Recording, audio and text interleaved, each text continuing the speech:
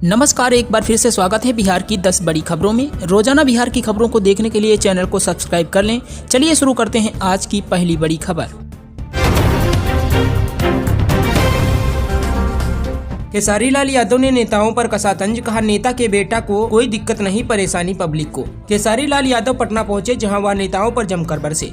उन्होंने कहा कि अगर हम सभी मिलकर बिहार के विकास की बात करेंगे तो मुझे नहीं लगता है कि बिहार के लिए कोई दूसरा आदमी बात करने के लिए नहीं आएगा, क्योंकि मजबूर हम ही हैं, परेशान हम हैं, कोई नेता नहीं। नेता के बच्चे अच्छे से पढ़ ही रहते हैं, नेता के बच्चे एसी में रहते हैं, नेता के बच्चों के पास पैसों की कोई भी कमी नहीं रहती है, उनकी हेल्थ का भी कोई इशू नहीं है, क्योंकि जब उनके पास पैसा है तो उनके हेल्थ का भी कोई इशू नहीं होता। इशू हमारे बिहार के लोगों के लिए है जिनके पास रोजगार नहीं है। जब अपने बच्चों को पढ़ने के लिए पैसे नहीं हो तो हमें लगता है कि रोजगार के लिए हमें खुद ही कमाना पड़ेगा। हमारी गलती है कि हम किसी नेता से आशा करते हैं या उन पर हम आश्रित हो जाते हैं। खेसारी ने कहा कि खुद की बेहतरी के लिए खुद ही मेहनत करना चाहिए।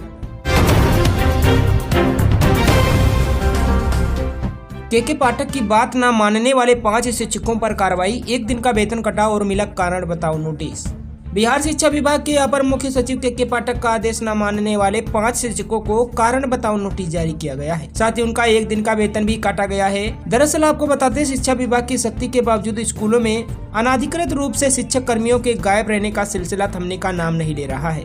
विभागीय आदेश पर जिला स्तर से निर्धारित रोस्टर के अनुसार स्कूलों का प्रतिदिन औचक निरीक्षण जारी है। इस सिलसिले में 20 अप्रैल को सीतामढ़ी जिले के बथनाहा, डुमार, परसौली, सोनबरसा और सुरसंड में चले औचक निरीक्षण में 5 शिक्षक कर्मी बिना सूचना स्कूल से अनुपस्थित पाए गए थे। उसके बाद निरीक्षण पदाधिकारियों ने वरीय पदाधिकारियों को रिपोर्ट दिया है।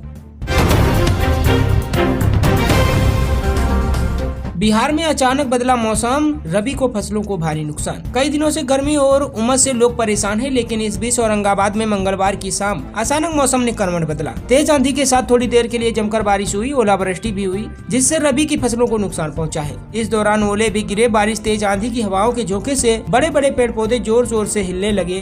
कई जगह धरती से पेड़ भी उखड़ गए। बेमौसम में तेज बारिश और ओलावृष्टि ने किसानों का कहर ढा दिया है। हजारों किसानों के फसल नष्ट हो गए, जिससे जनजीवन अस्त व्यस्त हो गया। करीब 25 ग्राम वजन के ओले के गिरने से किसान प्रभावित हैं। हालांकि औरंगाबाद में जहां भीषण गर्मी ने लोगों का जीना मुहाल रखा था और तापमान 44 डिग्री तक चला गया था, वहीं मंगलवार की शाम हुई बेमौसम की बारिश ने गर्मी से परेशान लोगों को थोड़ी सी राहत जरूर दी है।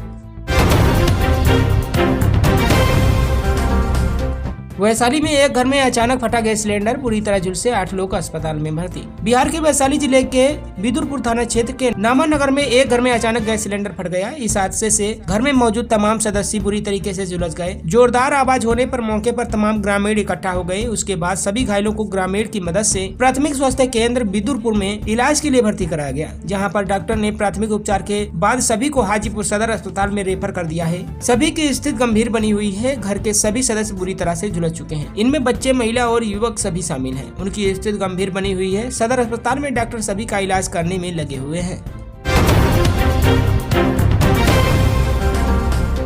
सीएम नीतीश कुमार के सामने लगे पप्पू यादव जिंदाबाद के नारे। मुख्यमंत्री नीतीश कुमार के सामने ही पप्पू यादव के समर्थकों ने पप्पू यादव जिंदाबाद के खूब नारे लगाए। उस समय हुआ जब मुख्यमंत्री नीतीश कुमार पूर्णिया के रुपौली विधानसभा अंतर्गत भवानीपुर में जनसभा को संबोधित करने पहुंचे थे।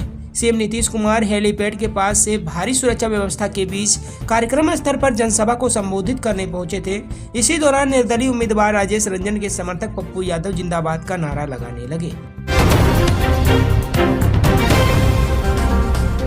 बीमा भारती के पलटी मारने पर छलका नीतीश कुमार का दर्द, बोले ऐसे लोगों पर भरोसा मत करिए। राजनीति में कब क्या हो जाए कहा नहीं जा सकता। बिहार की राजनीति में मंगलवार को ऐसा ही नजारा देखने को मिला। राजनीति में पलटी मारने के लिए मशहूर नीतीश कुमार और एक विधायक के पलटी मारने पर खफा दिखे। इस दौरान नीतीश कुमार के दर्द भी जनता के सामने छलका। दरअसल नीतीश कुमार पूर्णिया सीट पर प्रचार करने के लिए पहुंचे थे। यहाँ से राजद ने कभी जदयू नेता रही बीमा भारती को मैदान में उतारा है। बिहार के मुख्यमंत्री नीतीश कुमार ने पूर्णिया सीट से एनडीए प्रत्याशी संतोष कुमार कुशवाहा के समर्थन में भवानीपुर में जनसभा को संबोधित करते हुए कुशवाहा को वोट देने की अपील की। इस बीच उन्होंने पूर्णिया से इंडिया गठबंधन की प्रत्याशी बीमा भारती पर तंज भी कसा। उन्होंने कहा कि बीमा भारती पहले हमारी पार्टी में थी। बिहार के गया में गर्मी से त्राहिमाम 44 डिग्री के पार पहुंचा तापमान। मौसम विभाग ने जारी की चेतावनी। बिहार के गया में मौसम की स्थिति ने लोगों को त्राहिमाम करने पर मजबूर कर दिया है। चिलचिलाती धूप और भीषण गर्मी लोगों की हालत खराब कर रही है। अप्रैल महीने में ही बिहार का अधिकतम तापमान 44 डिग्री सेल्सियस चला गया। वहीं अधिकांश जिलों में तापमान 40 डिग्री से अधिक हो गया है, जिससे लोगों का जीना मुहाल हो रहा है। वहीं स्थानीय लोगों ने बताया कि गया में काफी गर्मी है, जिसके कारण लोगों को काफी परेशानी हो रही है। लोग घर से निकलना बंद कर दिए हैं। छोटे छोटे बच्चों को स्कूल जाने में परेशानी हो रही है। लोग गर्मी से बचने के लिए गन्ने के जूस, डक तथा विभिन्न प्रकार के जूस का सेवन कर रहे हैं। स्थानीय लोगों ने यह भी बताया कि गया में हर साल काफी गर्मी पड़ता है। यहाँ जिला प्रशासन और नगर निगम की ओर से कोई व्यवस्था नहीं की गई है। जिला प्रशासन को चाहिए कि गर्मी से बचने के लिए जगह जगह पर यात्री शेड तथा पेयजल की व्यवस्था करनी चाहिए, लेकिन न ही जिला प्रशासन न ही नगर निगम और से कोई व्यवस्था नहीं की गई।